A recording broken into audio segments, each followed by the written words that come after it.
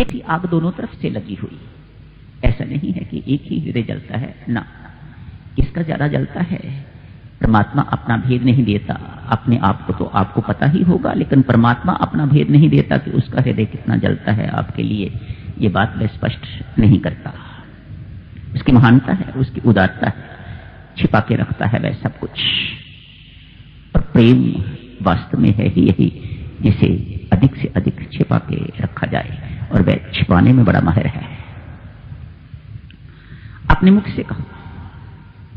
हनुमान जी महाराज कहते हैं, महाराज सागर पार गया, अशोक वाटिका में पहुंचा, लंका जलाई, उसके बाद वाटिका का ध्वंस किया, राक्षस मारे। ठहरो ठहरो हनुमान, आप भूल कर रहे हो। जांबवान जी ने तो मुझे इस प्रकार से कहा था, आप सागर पार गए, अशोक वाटिका में गए, वाटिका का आपने विध्वंस किया, राक्षस मारे, और उसके बाद आपने लंका दहन की। नहीं नहीं महाराज, मुझे क्षमा करें, जो मैं कह रहा हूं वही सत्य है। कैसे? देखो भक्तजनों, भक्त की भावना कितनी सुंदर है और किस प्रकार की है। हनुमान जी महाराज कहते हैं, महाराज मैं तो पेड़ पर बिल्कुल छिप के बैठा हुआ था, क्या देखता हूं, पहचान तो थोड़ी बहुत हो गई मुझे कि ये मातेश्वरी सीता ही है, दुबली पतली है, जैसा आपने सब कुछ बताया मैंने सुना था, मुझे हो गया कि ये मातेश्वरी सीता ही है। रावण आया है, उसके पीछे देव कन्याएं हैं, उसके पीछे गंधर्व कन्याएं हैं, मंदोदरी साथ है। मैं पहचानता नहीं, पर अंदाजा से मुझे हुआ, बाद में पता चल गया कि यही वही हैं सब। झूमता झामता आया है, आके मातेश्वरी सीता के पास खड़ा हो गया है। ये सब खड़े हो गए हैं। उटपटांग बोलता है, बड़ी गंदी भाषा का प्रयोग करता है, कटु शब्द बोलता है, इत्यादि इत्यादि। मां इसकी ओर आंख उठा के नहीं देखती। मेरे मन में प्रश्न उठा, ऊपर बैठे हुए मैं देख रहा हूं सब कुछ, मेरे मन में प्रश्न उठा, ये लंकेश है, लंका का राजा इतना ऐश्वर्यवान है, ये मातेश्वरी इसकी ओर नहीं देख रही, तो क्या मेरे जैसे वानर की ओर देखेगी कि नहीं देखेगी?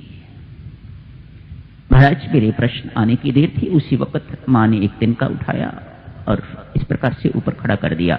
मैं झट से समझ गया, ओह, मां की कृपा तभी होगी, कृपा दृष्टि तभी होगी जब व्यक्ति इस तिनके के समान बन जाता है।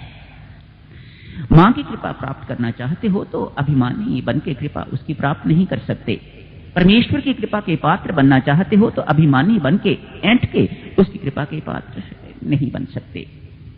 तृण तुल्य हो जाता है जब व्यक्ति, तृण अर्थात जो पांव के तले कुचला जाता है, पशुओं के पांव तले, आदमियों के पांव तले, पक्षियों के पांव तले, हर एक के पांव तले जो कुचला जाता है, जब व्यक्ति ऐसा बन जाता है तो वह परमेश्वर की कृपा का पात्र बन जाता है।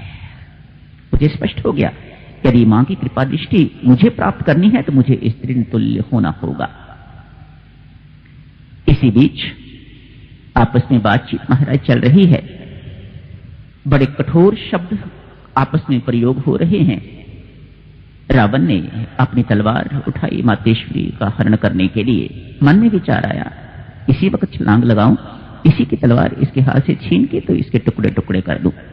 ना, ऐसा मुझे हुक्म नहीं है, ऐसा मुझे आदेश नहीं है, परमेश्वर की ओर से, आपकी ओर से ऐसा मुझे हुक्म बिल्कुल कोई नहीं। इसलिए मैं चुप रहा। सोचने लगा, मेरे राम ने अवश्य कोई ना कोई व्यवस्था कर रखी होगी अपनी इस भक्तनी को बचाने के लिए। उसी वक्त क्या देखता हूं महाराज, जिस वक्त रावण ने इस प्रकार तलवार उठाई है, तो की पत्नी ने मातेश्वरी सीता का बचाव किया, रक्षा की। मन ने सोचा, यदि मैंने छलांग लगा दी होती तो भ्रमित हो गया होता, मुझे भ्रम हो गया होता कि मैंने मां की रक्षा करी है। नहीं महाराज, कान खींचता हूं, आपकी व्यवस्था बड़ी सर्वोच्च है, सर्वोत्तम व्यवस्था है आपकी। मानो मुझे यहां भी स्पष्ट हो गया, करण करावन हाथ स्वामी, सब कुछ परमात्मा करने वाला है महाराज।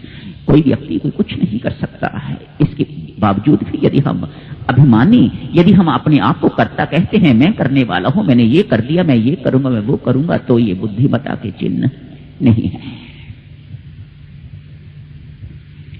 रही बात महाराज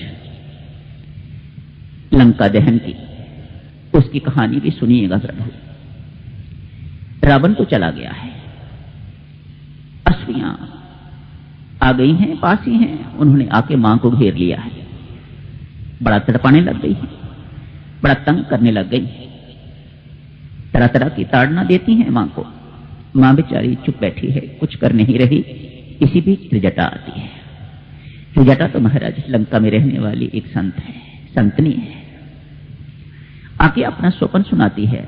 अरे मत कहो, मत छेड़ो इसको, मत दुखी करो, मत तंग करो, मत परेशान करो इस देवी को।